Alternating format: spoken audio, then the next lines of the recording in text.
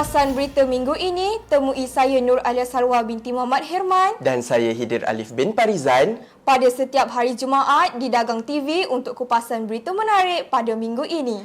Kami bersiaran secara langsung di bilik berita Studio C Kolej Vocational Perdagangan.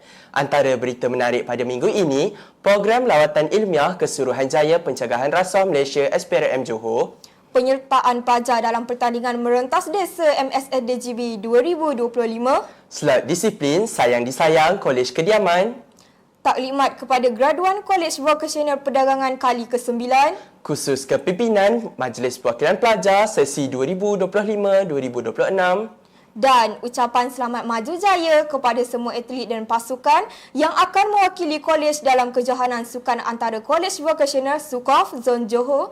Jangan lupa layari channel YouTube Dagang TV dan jumpa anda di sana. Pastikan Dagang TV melekat di hati anda.